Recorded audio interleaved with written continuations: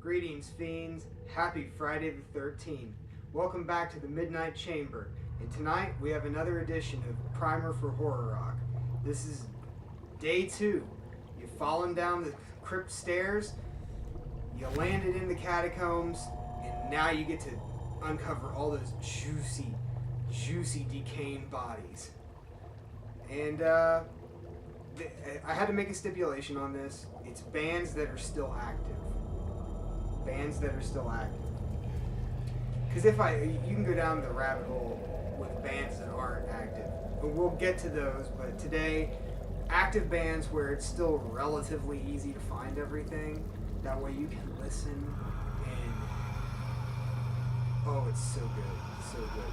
So let's get started. Let's just dive right into this. A band that I've done a video on, everyone raves about, I rave about, Chicago's own the Rosedales. 2 records out, 3rd one in the chamber, getting ready to pop. If you will, it's being embalmed right now and ready to be put on display. Killer record, every vibe you'd ever want from a horror punk, horror rock record. Fantastic. The Rosedales, check that out. Another band that I have done a video on, actually I believe my last video, and that's Charleston, West Virginia's own The Big Bad. So good you'd think Beetlejuice is going to pop right out of your stereo while you're playing.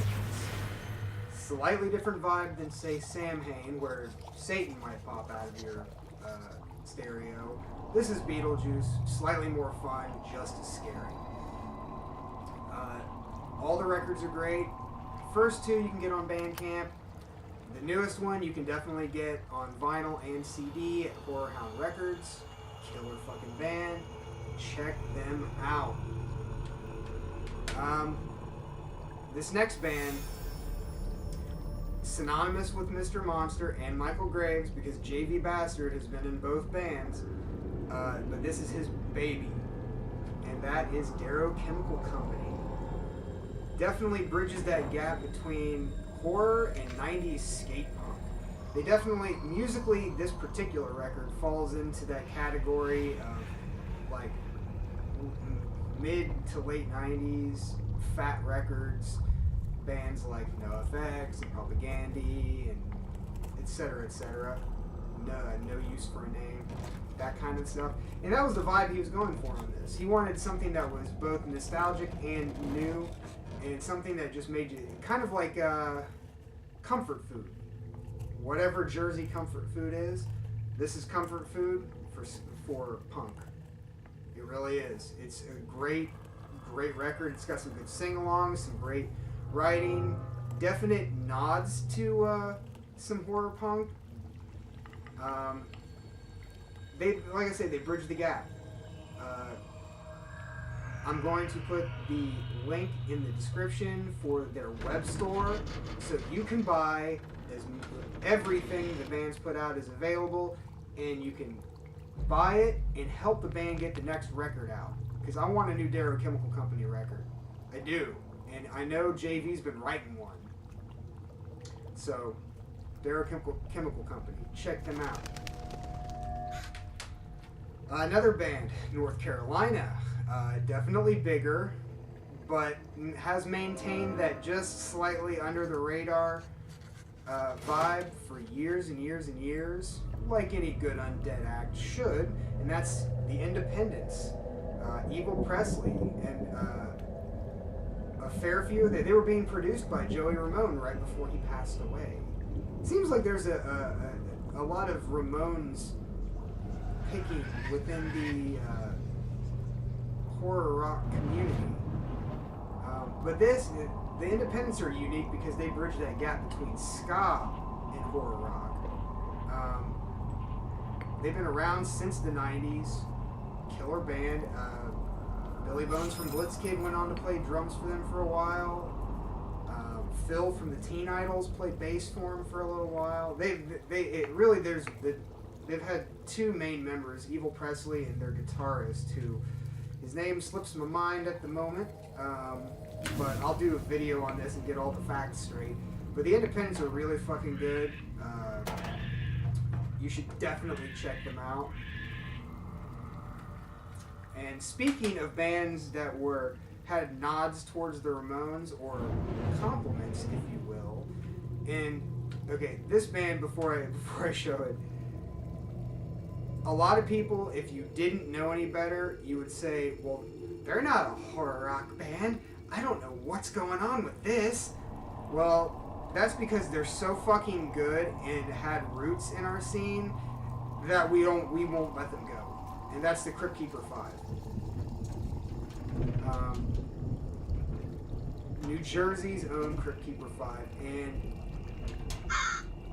realistically, their first record, years and years and years ago, I don't know, like, they don't even have it on their website as an album. That was probably their only horror rock song, or horror rock album. Everything else has,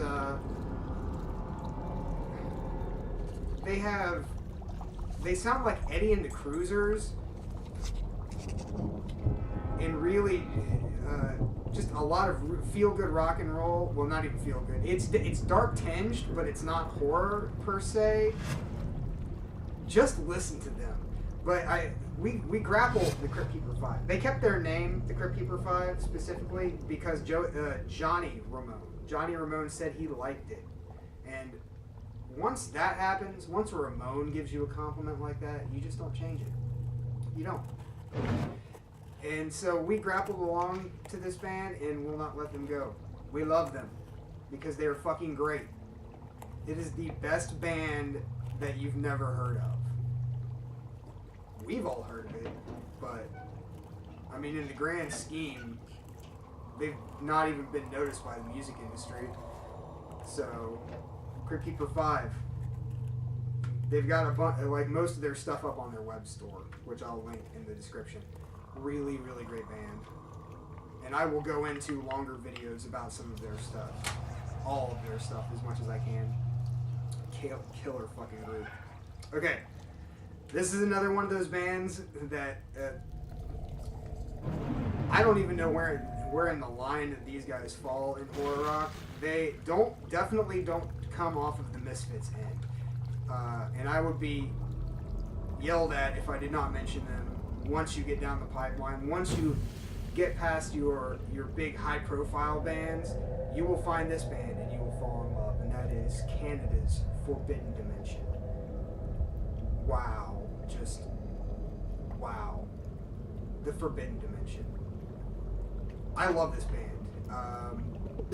They fall in that 60s garage rock kind of vibe, just with like a horror aesthetic, just completely slathered in horror. Fucking amazing band.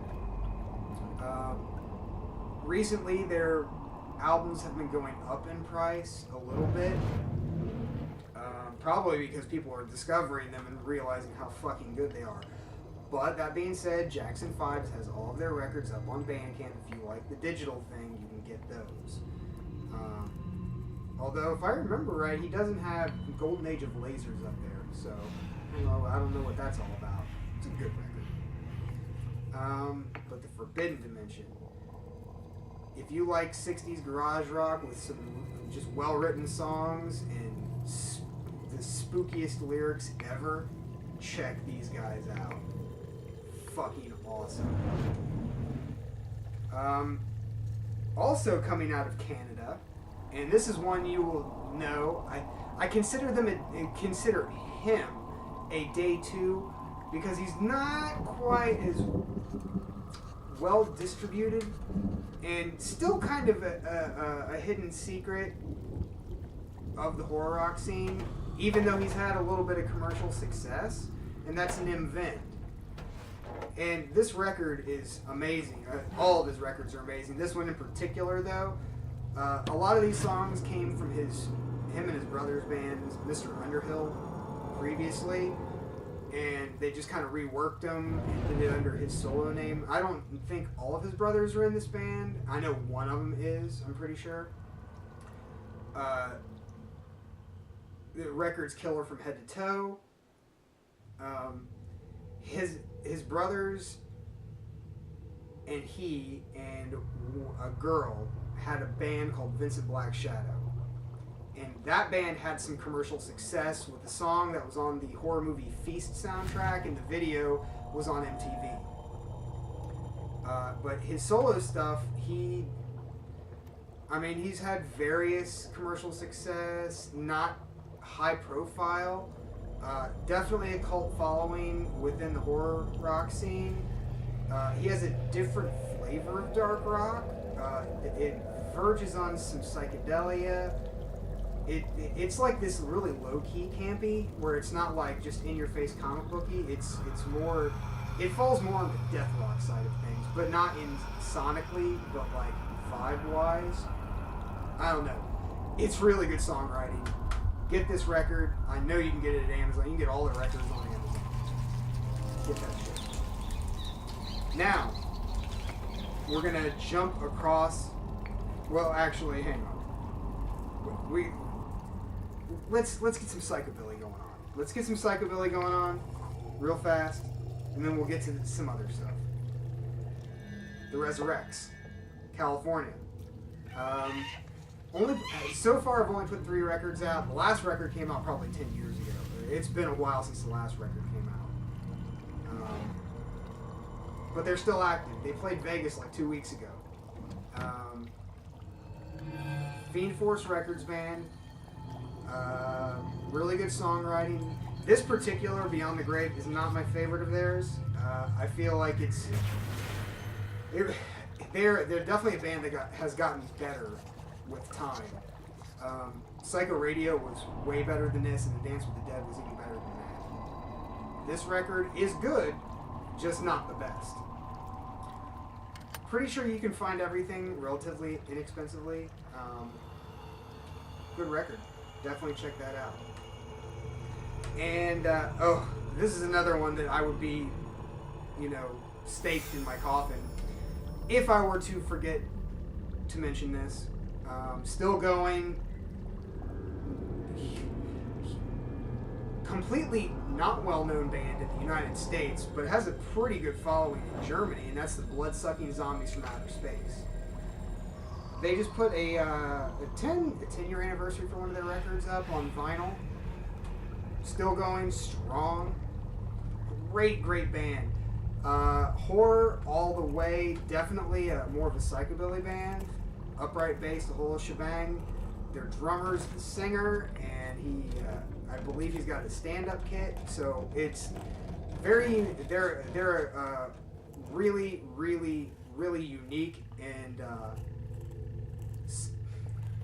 special's not necessarily the word that I want to use here, but they hit every single chime of the horror rock world on the way down, but do it at their own kind of pace and aesthetic.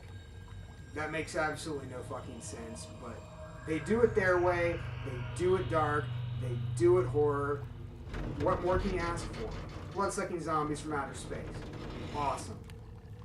Okay, before I forget, I got a couple LPs right here.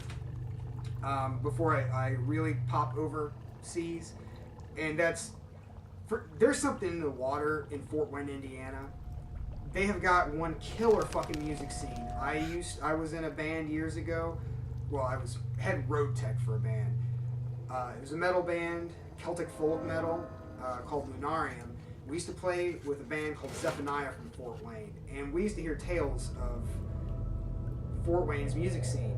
Well, and it turns out there are 2 really damn good and moderately well-known horror rock bands from Fort Wayne. The first being Grave Robber, who has a new record getting ready to drop today. The new Grave Robber came out today, which mine should be in the mail. Really good band, really You can't go wrong with any of their records. You can find all of them. The first one, their first record, I believe, has been repressed a ton.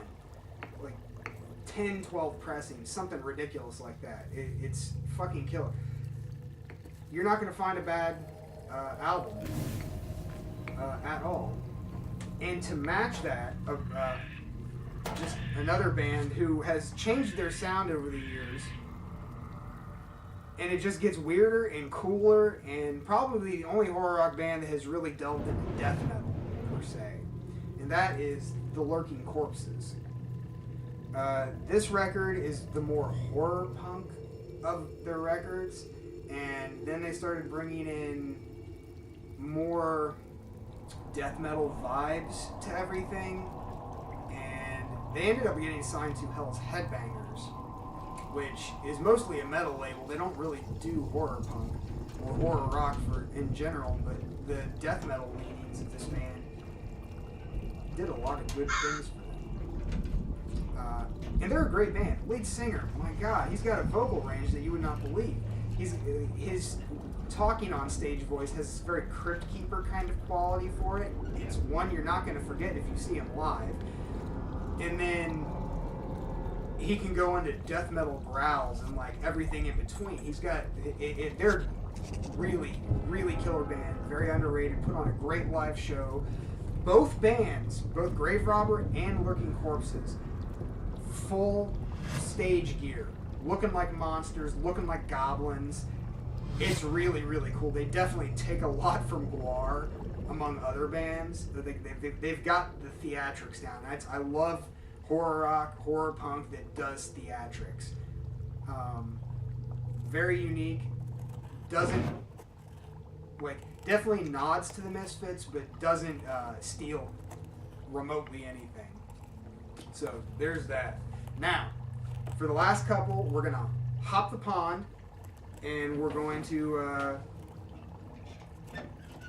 this might be the first female-fronted horror rock band that I'm going to mention, but they should be mentioned all the time because they fall into that garage rock, like 60s, early 90s, 60s resurgence era kind of stuff. Because if you didn't know, the 80s and early 90s, there was a giant resurgence of garage punk, and it was really fun, really, I'm not going to say unique, but it definitely had balls, for a lack of better terms.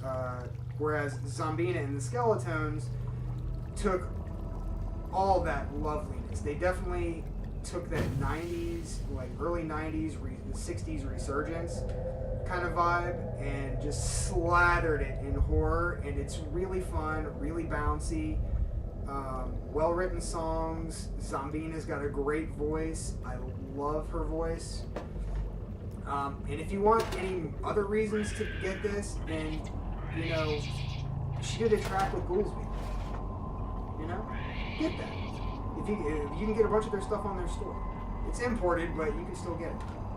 And finally, from Germany, because I'm not going to forget you, Germany, you've got a lot of horror punk down there, the Fright. Probably one of the bigger, but not biggest, of the German horror punk bands. Absolutely knockout fucking band. Definitely falls on that heavier rock and roll side of things, but has everything you would ever want out of a horror band.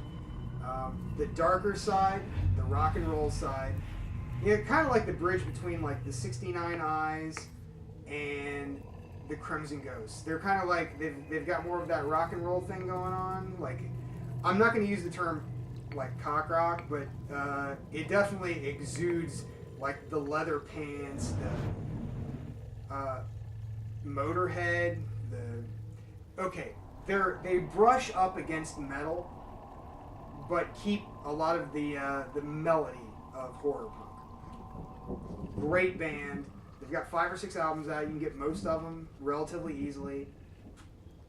The Fright. Check it. And that's all I got for you. My battery's about to die. Come back next time and we'll dig deeper into the vaults and see what we can come up with. Who knows? Maybe one of these skeletons will sing a song for me. See you next time on the Midnight Chamber.